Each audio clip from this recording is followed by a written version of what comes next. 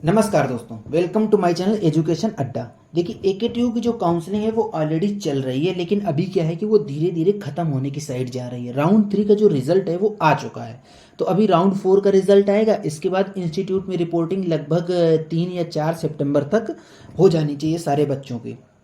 तो जो मैंडेटरी चीज़ है वो ये है कि अब आप लोगों को ये पता होना चाहिए कि आपको कौन कौन से डॉक्यूमेंट लेके जाने हैं, क्योंकि ऐसा नहीं होना चाहिए कि एक डॉक्यूमेंट नहीं है उसकी वजह से आपकी सीट कैंसिल हो जाए। अब किसी भी और दूसरे की काउंसलिंग आने वाली भी नहीं है कि आप उसमें पार्टिसिपेट करके सीट ले सकते हो। तो ऐसा बिल्कुल भी नहीं होना चाहिए, बड़े मुश्किल से सीट मिलती है। इसलिए मैं ये वीडियो अभी लेके आ गया हूँ कि आप लोगों को एक आइडिया लग जाए कि क्या क्या डॉक्यूमेंट्स आपको रेडी करके लेके जाने हैं। तो before I proceed in important announcement, अगर आप मेरे चैनल पे नए हैं तो आप चैनल को सब्सक्राइब कर लीजिए और बेल आइकन को दबा लीजिए, जिससे कि आपको जो अपडेट मैं लेके आता रहता हूँ वो अपडेट आपको मिलता रहे और आपको मुझे व्हाट्सएप पे क्वेरी ना करनी पड़े। तो चलिए स्टार्ट करते हैं कि जो लिस्ट ऑफ डॉक्यूमेंट्स होने वाले हैं वो क्या होने वाले हैं। तो 10th का मार्कशीट और 12th की मार्कशीट, ये दोनों आपके पास मैंडेटरी होने चाहिए। अगर आपके पास ये दोनों नहीं है तो आपकी सीट कैंसिल हो सकती है। ये ओरिजिनल और जीरोक्स लेके जाना।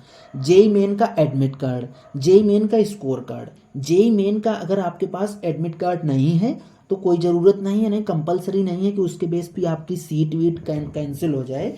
ऐसा बिल्कुल नहीं होगा। लेकिन जेई मेन का स्कोर कार्ड आपके पास होना चाहिए, क्योंकि वही आपका बेस है। वही बताएगा कि आपने इसी स्कोर कार्ड के बेस पे काउंसलिंग कराई है। इसीलिए मैं बोल रहा हूँ कि 12th की मार्कशीट भी कंपलसरी है, मतलब वो आपके पास होनी ही होनी चाहिए ओरिजिनल, क्योंकि वही तो आपका कंफर्म बेस बता रही है कि आपने उसी के बेसिस पे जेई मेन का स्कोर का जेई मेन का एग्जाम दिया था।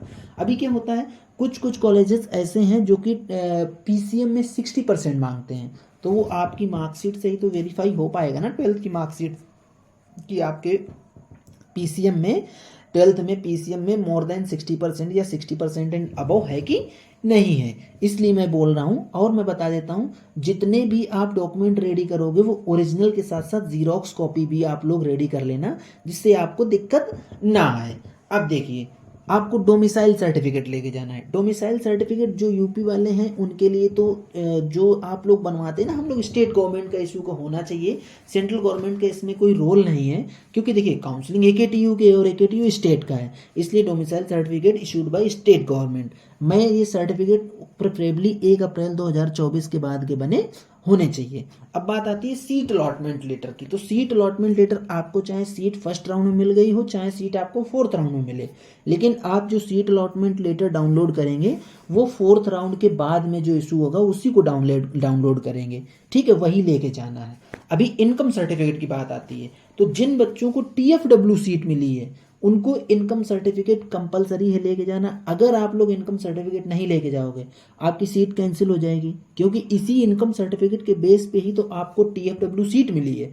तो जो ये इनकम सर्टिफिकेट है ये 1 अप्रैल 2024 के बाद का बना होना चाहिए, और आप इसको बनवा के 101% लेके जाना। इशूड बाई स्टेट गवर्नमेंट, मैं फिर से बता रहा हूँ, इशूड बाई स्टेट गवर्नमेंट, क्योंकि ये काउंसलिंग पूरी स्टेट की चल रही है। आई मीन एकेटीयू जो यूनिवर्सिटी है वो स्टेट के अंडर काम करती है, इसलिए यूपी गवर्नमेंट का ये सर्टिफिकेट होना चाहिए।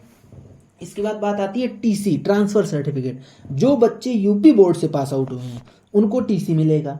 जो बच्चे अदर देन यूपी बोर्ड हैं, जैसे सीबीएसई, आईसीएसई, इन बोर्ड, ये बोर्ड्स माइग्रेशन सर्टिफिकेट देते हैं। तो दोनों, मतलब ऐसा नहीं कि एक ही कैंडिडेट के लिए दोनों एप्लीकेबल हैं, एज पर बोर्ड ये चीज़ें एप्लीकेबल हैं। इसके बाद बात आती है करेक्टर सर्टिफिकेट की। तो आप करेक्टर सर्टिफिकेट बनवा सकते हैं अपने कॉलेज से। अगर आपका ये नहीं बनता है तो आप एफिडेविट लगा सकते हैं वहाँ पे फिर, लेकिन आपको बाद में बनवा के देना ही देना पड़ेगा।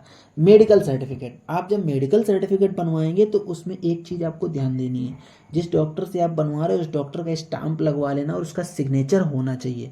ये बहुत ज़्यादा ज़रूरी है, नहीं तो मेडिकल सर्टिफिकेट आपका मान्य नहीं होगा।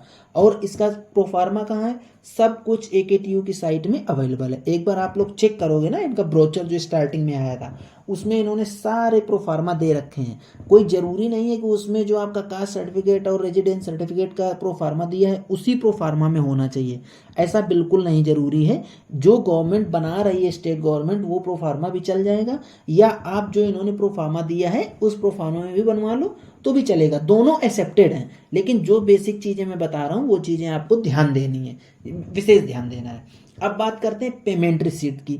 जब आपको सीट मिली, चाहे फर्स्ट राउंड में मिले चाहे फोर्थ राउंड में मिले, लेकिन आपको पेमेंट तो करना ही है। ओबीसी और जनरल वालों को 20K का और SC ST वालों को 12K का। तो ये आपको पेमेंट रिसीट की कॉपी भी अपने पास रखनी है।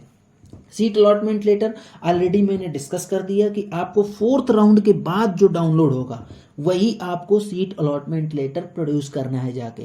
अब बात आती है कैटेगरी सर्टिफिकेट की। ये इंपॉर्टेंट चीज़ है, आपको इसके बेस पे भी मिली होगी सीट। जो ओबीसी हैं, EWS हैं, SC हैं, ST हैं, तो ये category certificate issued by state government और आफ्टर द 1 अप्रैल 2024, 1 अप्रैल 2024 के बाद ये सर्टिफिकेट इशू होना चाहिए। देन जो सब कैटेगरी सर्टिफिकेट आता है, freedom fighter, arm forces, PWD, तो जो आर्म फोर्सेस वाले बच्चे हैं उन लोगों को अपना जिला सैनिक बोर्ड में जाके बनवाना है। PWD वालों को अपने रेस्पेक्टिव मेडिकल डॉक्टर से बनवाना है। ये जो सर्टिफिकेट आपको मिले हैं ये बहुत इंश्योर कर लेना कि आपके पास सही बने होने चाहिए, क्योंकि इन्हीं सर्टिफिकेट के बेस पे ही आपको सीट मिली है। आप ये नहीं प्रोड्यूस कर पाए, आपकी सीट चली जाएगी, ये समझ लीजिए आप। इसलिए ये सर्टिफिकेट तो आपको प्रोड्यूस करने ही करने हैं। इसके बाद आता है गैप एफिडेविट का। गैप एफिडेविट आप लोग अपना, अगर आपका गैप है तो बनवा लीजिए, तहसील से या कचहरी से बन जाता है आराम से, कोई दिक्कत नहीं है। एंटी रैगिंग सर्टिफिकेट का जो फॉर्मेट है वो भी इन लोगों ने दे रखा है। देखिए मैं आपको फॉर्मेट इसलिए नहीं दिखा रहा हूँ क्योंकि बहुत लंबा वीडियो हो जाएगा, फिर देखते देखते आप लोग बोर होने लगोगे, इसलिए मैं आपको ये सारे बता रहा हूँ कि क्या क्या है। फॉर्मेट आपको सारा AKTU की साइट पे मिल जाएगा। बात आती है रूरल एरिया सर्टिफिकेट की। देखिए अगर आपने रूरल एरिया को क्लेम किया है तो आपको रूरल एरिया सर्टिफिकेट प्रोड्यूस करना ही करना पड़ेगा। अगर आपने ये नहीं क्लेम किया, प्रोड्यूस किया, तो फिर आपकी सीट कैंसिल हो जाएगी। और सीट किसी भी हालत में कैंसिल नहीं होने देना है, क्योंकि किसी तरीके से बामुश्किल तो सीट मिली है। इसके बाद कोई अभी काउंसलिंग भी नहीं है कि यहाँ सीट कैंसिल हुई तो वहाँ ले लेंगे। आधार कार्ड की कॉपी, आधार कार्ड ओरिजिनल भी ले जाना, जीरोक्स भी ले जाना, फोटोज़ 5-6 ले लेना जो आपने लगाई थी। देखो फोटो तो वैसे भी होनी ही चाहिए यार, क्योंकि कभी भी कहीं भी ज़रूरत पड़ सकती है, तो फोटोज़ लगा दीजिए। ये थे जो सारे डॉक्यूमेंट मैंने आपके सामने डिस्कस कर दिए। अब ये सारे डॉक्यूमेंट आप ओरिजिनल तो लेके जाना ही जाना। इसके बाद आपके पास इनकी 3 कॉपी आप बना लो जीरोक्स की, अलग अलग सेट बना लो पूरा, जिससे कि आपको बार बार खोजना ना पड़े। 3 सेट अलग बना लो जीरोक्स का और उन जीरोक्स को सेल्फ अटेस्ट कर दो। आजकल सेल्फ अटेस्ट चलने लगा है, इसलिए उसको सेल्फ अटेस्ट कर लोगे और 3 कॉपी आपकी बन जाएंगी। ओरिजिनल तो साथ में रखना ही रखना है।